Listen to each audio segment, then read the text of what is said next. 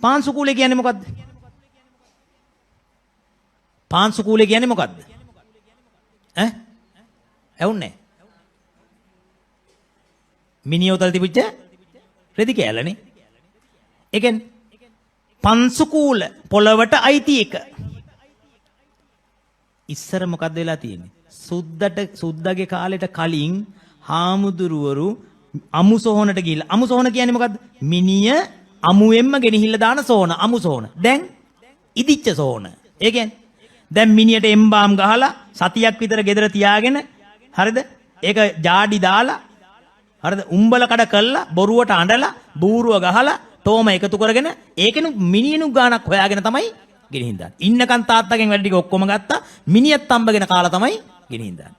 ඒක දැන් ඉදිච්ච සෝන.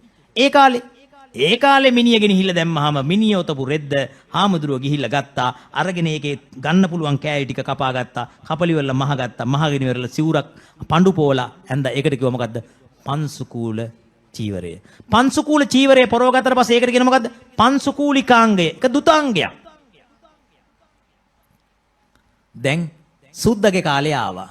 සුද්දගේ කාලේ ඇවිල්ලා කිව්වා මිනි මතු පිට දාන්න තහනම් අඩි 6ක් යට වලක් කපලා වලේ දාපිය. දැන් අපේ මොකද කරේ? මිනිය වලේ දානකොට හාමුදුරුවන්ට පාංශුකූල රෙද්ද ගන්න විදියක් නැහනේ. ඒ නිසා මොකද කිව්වේ? හාමුදුරුවන්ට ගිහිල්ලා පන්සලට ගිහිල්ලා කිව්වා ස්වාමීන් වහන්සේ අවසරයි පාංශුකූල වස්ත්‍රය ගන්න වඩින්න.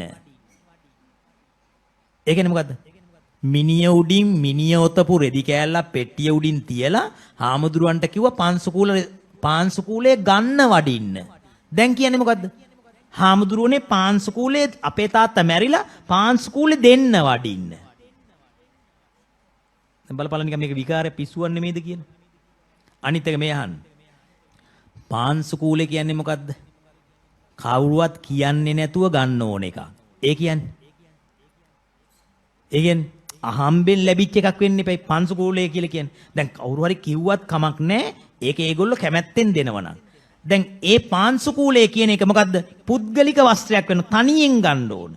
ඒක අරගෙන කවුරු හරි ඉමං මතක වත්තං බික්කු සංඝස්ස දේම කියලා පාංශුකූල රෙද්ද සංඝ සතු කළොත් ඒකෙන් පාංශුකූල චීවරයක් මහන්න තහනම්. දැන් මොකද කරලා තියෙන්නේ? ඔක්කොම කන පිට ගහිලා පාංශුකූලේ මතක වස්ත්‍රය කරගෙන මතක වස්ත්‍රය සංඝ සතු කොල්ලා ජාඩිත් දාලා හොදිත් දාලා කලවම් කරලා ෆෘට් සලාඩ් එකක් කළා.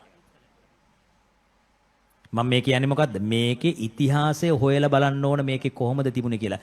දැන් අනිත් එක මෙහනකෝ. දැන් ඇත්තටම පංශුකූල චීවර පොරවන ස්වාමීන් වහන්සේලා ඉන්නේ ඊටාම අඩු සංඛ්‍යාවයිනේ. එහෙනම් මොකද වෙන්න ඕන? මේ පංශුකූලය කියන එක නිවැරදිව තේරුම් අරගෙන ඔයා මේක ගිහිල්ලා හාමුදුරුවන්ට වද දෙන්නේ නැතුව මොකද කරන්න ඕන? ස්වාමීන් වහන්සේලා කැඳවගත්තට ගමන්නේ අනිත්‍ය ප්‍රතිසංයුක්ත බණක් කිව්වා ස්වාමීන් වහන්සේලා වැඩම කළා. එච්චරයි. මේක එහෙම නෙවෙයි පැය ගාණක් ගමේ ඉන්න රට පඬිතයෝ කියන කතාව ඔක්කොම අහගෙන. ඇයි? මයික් ගත්තම් ඉන්න මයික් ටයිසන්ලා ගමේ. උන් මයික් ගත්තම් පස්සේ මොකද කියන්නේ? මේ මහතා ගමේ ග්‍රාම සේවකතුමාය මෙතුමා මෙහෙම ළමයි 10ක් හැදුවාය. ළමයි 10ගේ නම් මෙසේය. ඔක්කොම කියනවා. එතකන් හාමුදුරුවෝ මෙහෙම කරගෙන අහගෙන ඉන්න ඕන අරුන්ගේ බණ ටික. නිවන් දකින්න දෙන්නේ නැහැ. සේනාසනම්පි උපනිස්සේ පච්චේන. සේනාසනේ අමනුෂ්‍යෝ නිසා කරදරයි, මිනිස්සුયો නිසා කරදරයි. ඒ වගේම සමහර හාමුදුරුවෝ සමහර සිල්මෑණියන් වහන්සේලා ඉල්ලගෙන කාලා තියෙනවා. ඒ කියන්නේ මොකද්ද? දැන් අපි හිතමු ගිහි පිරිමි හාමුදුරුවෝ ටිකක් ඉන්න පන්සලක නාරි රූප ටිකක් අඹලා තියෙනවා. ගෑනුන්ගේ පින්තූර ටික. මොනවද? එහෙම කරගෙන මෙහෙම කරගෙන නටන්න ගිහිල්ලා වගේ. දැන් මොකද වෙන්නේ?